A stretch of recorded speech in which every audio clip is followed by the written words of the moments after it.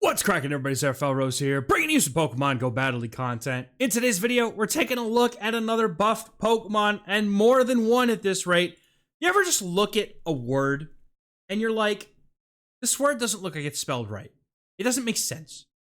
I have been looking at the word scissor for at least the last 5 minutes, wondering if I've really spelled this. Is this is an English word? Is this even a real term used in? Yes, it is. But anyway, we're playing Golsiopod with the newly buffed Aqua Jet. I wanted to try this Pokemon out because I just love using Golsiopod. And in the lead, we're going to be using up the new Rock Tomb Cradily with that buff to Rock Tomb. This thing is absolutely insane. And I would actually prefer a Shadow if you have one. I do have one, but I wanted to try the normal out just to see how it worked. And in this third slot, I am going to be putting in my Grumpig here, but I was also thinking of using an Azumarill. I think Azumarill would be fine here. Or even maybe Jellicent, now that I think about it, but I did not think about that before running this team, and I didn't want to bore everybody with another Azumarill. So, let's get into these games here. We're going to play out with the Cradily and Golsiopod. Honestly, this team did really well. However, in the first game, of course, as always, the XehrFelrose special. Opponent is going to core break us to smithereens in the first game. I'm throwing purposefully on bad timing because I want to be able to get this Rock Tomb in before the opponent can go ahead and get a crunch off.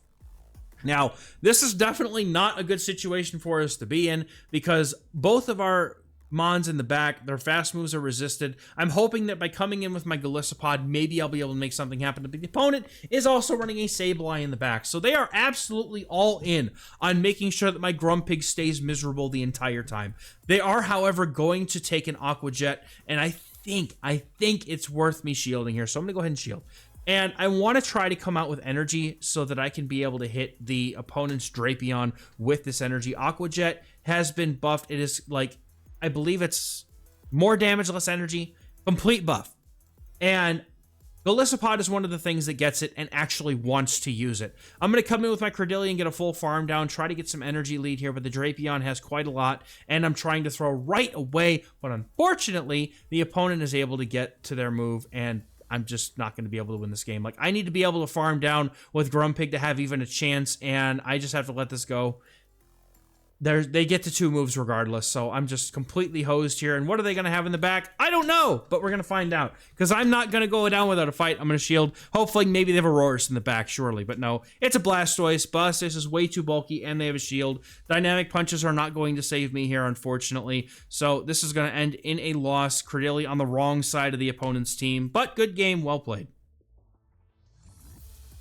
You get hard countered. What can you do? Next game, things go a little bit better. We see the Jellicent now, and the opponent's going to swap into a Clefable. I'm going to go for the Rock Tomb right away, as the best thing that they can throw here is a Meteor Mash or Moonblast, which is on 6, so I can safely throw this Rock Tomb. And then I'm going to go into my Golsiopod with its lightning quick pacing, and the fact that Aqua Jet actually does neutral here. I can quickly just get to the move, and then go ahead and overfarm just a little bit. They did get to a move. I think this might be enough for a Swift, so I don't want to take any chances here. I'm going to go for the Aqua Jet before they can get the move off, and the opponent is going to come back in with Jellicent. Now, they do resist all of our energy. However, the Shadow Claws are hitting for super effective, which is really good here because it helps the damage really add up.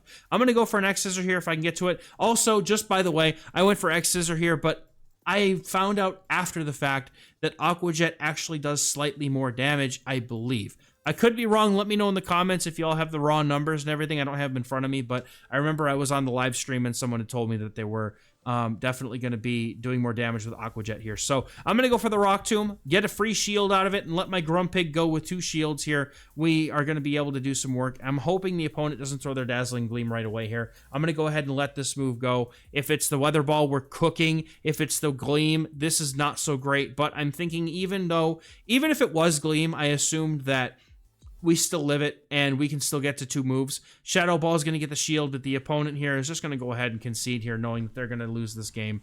Good game to the opponent.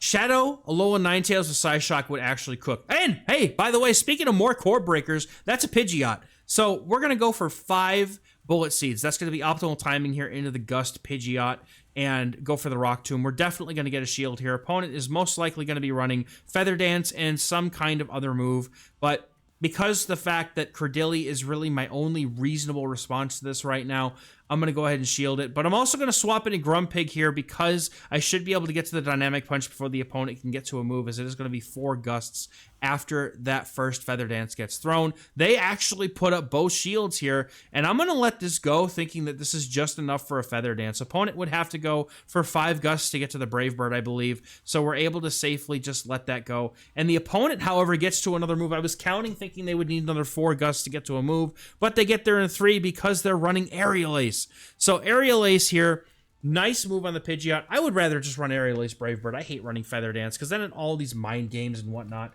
I could have overfarmed here, but I didn't want to risk the opponent catching and dealing with this with Golsiopod later. So we're able to knock it out. The opponent comes in with Gastrodon, and if you were with me on live stream, I started cackling maniacally when I saw the Gastrodon because I'm like, of all the things that could be in the back, this is just hilariously good for me.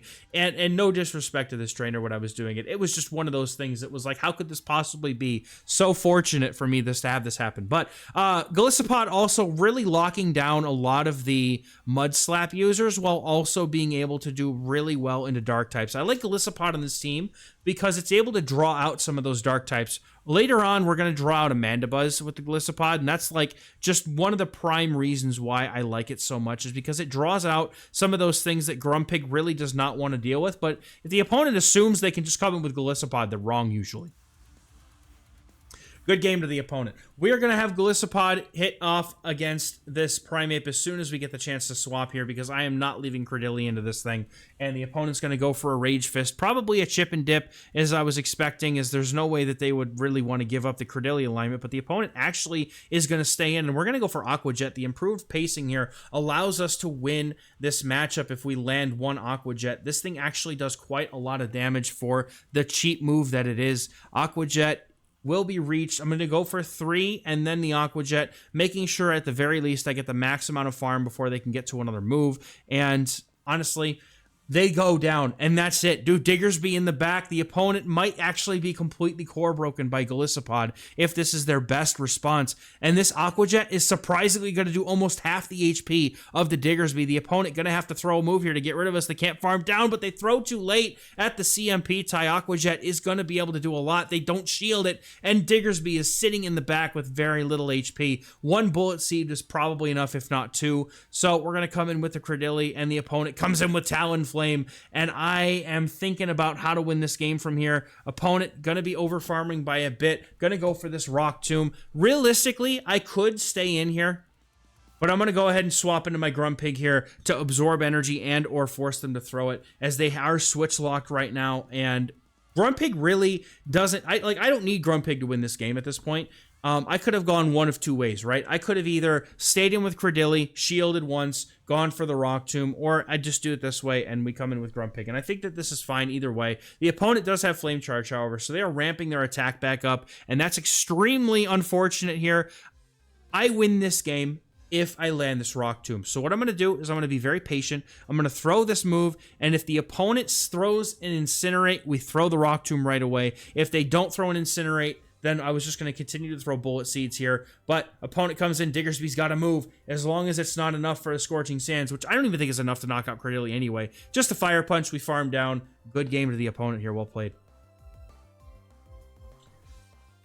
Next game, we're going to have Cradily against a Corviknight. This is a really awkward matchup because they have Iron Head, and we don't really have a way to do damage here. Now, this is, again, one of those situations where maybe not having Grumpig in the back might be more beneficial. However, Golsiopod really does not mind the Corviknight matchup at all, because it does resist the sand attacks, and the opponent has to go for the Sky attack, which it does get outpaced by Golsiopod, which is a nice thing here. So I'm going to actually be going for a Rock Tomb, double debuffing here, and I'm going to swap into Grumpig after this, because at least I know that they are low enough for me to do so. But they simultaneously switch into Cradily and get to the Rock Tomb. And actually, this is one of the things, like, you would think that having Dynamic Punch makes this a really easy win for Grumpig, but how much damage that Rock Tomb just did, you can't take 2 moves here. And as if they shield the first Dynamic Punch, they just completely wipe the floor with you, because they always outpace to that Rock Tomb. If I'm not mistaken, I'm pretty sure that it's straight 12 to Dynamic Punch here for the Psywave Grumpig, but they're going to go for this Rock Tomb, and I'm going to go right into my Golsiopod and look to try to make some magic happen. Opponent's got a Morpeko in the back, but they're down a shield, and that's going to be massive here because X-Scissor nearly one-shots the Morpeko, leaving it with 1 HP. I think this is just a Psychic Fangs. I'm not leaving anything up to chance. Golsiopod is my win condition in this game, so I'm going to go ahead and keep it healthy enough. And the opponent's going to come in with their Corviknight, looking to get a move off. I think that they have nearly 2 moves stored, so I got to be careful. They bait with the Iron Head, which makes it even more uncomfortable, not even going for the Sky Attack. That Iron Head would have done almost nothing. But I'm going to try to make a move and to swap to catch the move here. Opponent's going to come in with their Cradily. They're going to not be able to get to a move. Well, I could have thrown, but realistically what I really wanted here was a chance to farm down with Golsiopod, and so that I would be able to get this move off into the Corviknight. That's what I wanted. I purposefully did not throw. And I know in the middle of the game, I knew that, but me, you know, in hindsight, I'm like, oh yeah, I get to the move. Wait, no, I didn't want to throw that move. It's just how it goes, man. But really solid first set, 4-1, getting into the next set here with Cradily on the lead against a Marowak. You would think this is a good matchup. You really would. You're a grass type, for goodness sake, into a ground type. Did you know that Kanto Marowak can win this matchup in the 2-shield? And in this set, I saw 3 of them. And I learned this the hard way. Yeah, don't pay any mind to the bozo behind the curtain here. I play this matchup a different way every time because I'm trying to figure out the right way to play it. And realistically, the right way to play it is definitely go into Golsiopod at some point and don't take 2 Bone Clubs or a Bone Club at all. This is tough, man. They double shield. We have a shield advantage. I'm going to come in with Golsiopod here. The opponent now comes in with this Mandibuzz. It does not snarl, so that's okay. We're going to be able to do hefty damage. And again, this is a situation where me not knowing that Aqua Jet does more damage slightly is kind of hurting me. The opponent also throwing right away here, but they know they can get to this move. Cradily, really low. Can't really risk bringing it in here at any point. And Grumpig is not going to appreciate this Mandibuzz at all. So I need to try and get rid of this thing if I can. And what I'm noticing this opponent do is throwing as soon as they get to their move. So what I'm going to do is I'm going to go for 1, 2, 3, 4, throw the move here. And then I'm going to swap out right away into Cradily to absorb the energy. And then come back in with Golsiopod. Now the opponent, however, doesn't shield because they don't have a shield. I don't know why I thought that would work. I forgot that they had spent both shields in that scenario, so I am able to take out the Mandibuzz and able to take them out here. And we have Grumpig with 0 shields against their Cradily with 0 shields. But this situation, however, is made much better by the fact that there are no shields in play. Opponent going for a Grass Knot here, which is an interesting play. I thought they would go for Rock Tomb. Perhaps they have Rock Slide, I don't know, but this is going to be really nice for us to be able to do a lot of damage here. And we get to the Dynamic Punch, but the opponent wins Charge Attack priority, so now it's going to come down to fast moves. The opponent threw their move pretty much right away, so I should have enough HP remaining on both Pokemon here to be able to get down the HP of this Cradily here just enough. The opponent throws before we can get to a charge move, as they really should here, but they're low enough now where I'm pretty sure that the Shadow Claws from Golsiopod will be just enough to knock out low HP Golsiopod, but we're clutching it up in this game. Well played. Next game, we got Cradily lead versus a Grumpig. Not great, but I'm going straight into my Golsiopod here because I do technically have 2 better answers in the back than Cradily in the lead. And opponent staying in here, getting outpaced to this first move. We have X-Scissor. They're going to force the shield here. The opponent does shield. They're going to go for a few more Psywaves, then look to go for a charge move. Just in case it's Shadow Ball, I have to go ahead and shield this up. But we do have some energy residual, and we always outpace. I'm going to overfarm here, expecting the opponent to swap and try to make a catch. And they do go into the Cradily.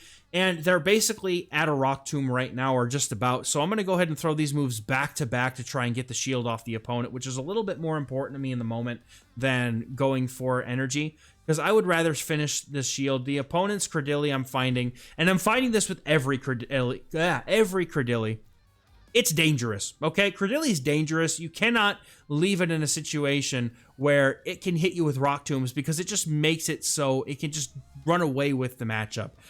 We are going to go ahead and throw a Rock Tomb 1 after getting it because I know that, or I'm hoping at least, that they threw right when they got their move, so they're going to be 4 away. We get the Rock Tomb off, and the opponent is going to have that Grumpig and something else in the back. Opponent going to go for the move here. I need to shield this to Dynamic Punch. I don't really have a choice. I'm going to go ahead and shield, hoping that my Grumpig can handle whatever's in the back and the zero shield. The opponent goes for a swap into Lapras, and I'm going to go ahead and throw this Grass Knot. We'll do slightly more damage, and we have the Dynamic Punch on our Grumpig for this Lapras, and I'm going to overfarm here just to be able to get this Shadow Ball off, but the opponent concedes. Well played. Next game, another Marowak. And I'm going to learn from my mistake this time, knowing that now that this thing loses the 2s to Marowak, I'm actually going to go for a Rock Tomb right away. And this is not a bait I would ever recommend doing. Okay, I'm going to be completely honest. Yeah, they shield. Next game, spoiler alert, they won't shield, and I feel like a complete bozo afterwards. But the opponent, if they go for the Bone Club right away, they actually leave themselves in a situation where if you shield, it's like they're telegraphing that there's going to be a you're telegraphing, I'll talk about it in the next game too. We're telegraphing there's going to be a move coming that's going to lower the attack, and so you're shielding it, right? But the opponent comes in with a Dugong here. I was actually thinking it was going to be the Lapras, but this is fine. I'm actually thinking this is going to be a Lapras in the back because Dugong safe switch. Like, why wouldn't we want to put Lapras in the back? Opponent goes for the Icy Wind. Unfortunately, the X-Scissors not quite enough, but they come in with a Carbink. And see, me, I think there's no way I lose this game, right? There's just no way. We go for the Aqua Jets. Aqua Jets are doing a lot of damage, but you know what else is doing a lot of damage? Those gosh darn Rock Throws. So I'm going to go ahead and leave with the energy. Go into Grumpig here. Opponent's coming in with their Marowak, and this is the fatal mistake that I'm going to make that loses me this game. I have the counts wrong all the way through. I'm over farming, hoping I get to the move. I'm going to go for one more Mud Slaps worth of Psy Waves. They get to the move. I'm thinking, okay, they can only go for 3 more. 1, 2, 3, looking for that farm down. They get to another move. I thought they were on their 4th cycle, but they were not. Bone Club is nearly going to knock us out. We do get the Psy Wave down here, but not enough HP. I should have, in hindsight, I should have gone for Shadow Ball here. Because they're not going to shield one of these moves, and Shadow Ball actually would have done more damage than the Dynamic Punch. I'm pretty certain. Y'all can tell me if I'm wrong in the comments, but that damage will matter. Cradily's going to come in. And it's just... hindsight's 20/20. It sucks to lose a game this way. But unfortunately, I don't have enough HP left. My opponent has a shield. I can never get rid of this thing, and they're going to be able to take this one. Well played. I mean, yeah, they won it. They deserve that win. They played it well enough. But another Cancel Marowak. This thing is plaguing my dreams, my nightmares right now. And I'm trying to find the right way to play this. Now, this time, we're going to go for the Rock Tomb. I cannot believe that my Cradily can win CMP against some things that I would think it shouldn't. And then Marowak wins CMP against Cradily when it loses to things that I think it should. It's just a weird CMP thing, but they call that bait, and that is just detrimental to me at this point. I go for a catch on my Golsiopod, hoping that I can try to right the ship here. Golsiopod is really strong neutrally, but they have a Sableye in the back, and I'm down a shield, so there's no reason for me to ever be able to win this matchup. It's just, I feel like I'm on the back foot this entire time. Like, there's just people making insane calls and plays that you would never think a person would make. And you pay dearly for it. Now, the opponent has enough energy to throw another foul play. They are perfectly over farming. I'm forced to shield this in order to be able to try and get rid of this thing.